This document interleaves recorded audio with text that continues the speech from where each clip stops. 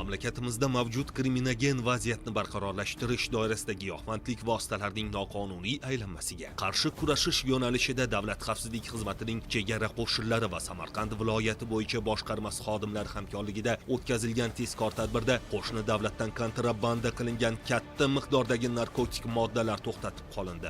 Xususan, oldindan kuzatuvga olingan Samarqand viloyati Urgut tumanida yashovchi 1989 va 1992 yillarda tug'ilgan 3 nafar fuqaro aylanma yo'llar orqali Tojikiston Respublikasining Panjikent tumaniga borib, narko savdogarlardan sof og'irligi 14 kilogramm 766 gram bo'lgan opiy va 14 kilogramm 958 gram gashish moddalarini olib, o'zbek-tojik davlat chegarasini buzgan holda O'zbekiston hududiga qaytib o'tgan vaqtlarda ashyoviy dalillar bilan ushlandi.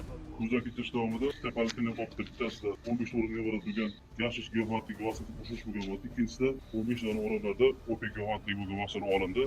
Hozirda qonunbuzarlarga nisbatan Jinoyat kodeksining 246-moddasi 2-qismi va 273-moddasi 5-qismi bilan jinoyat ishi qo'zg'atilib, qamoq ehtiyot chorasi qo'llanildi. Boshqa holatda esa Samarqand shahrida joylashgan avtomashina qo'yish uchun mo'ljallangan garajni ko'zdan kechiramiz. Davlat xavfsizlik xizmati va ichki ishlar organlari xodimlari hamkorligida olib borilgan tezkor qidiruv tadbirlari davomida Samarqand shahar Orzu mahalla fuqarolar yig'ini hududida joylashgan xususiy avtomashina garaji xolislar ishtirokida ko'zdan kechirildi. Ushbu garajni mana orqa tomoni metal qoplama bilan eshikcha qo'ygan, ochdik, ichkarisida kul rangli granit tosh borligi aniqlandi.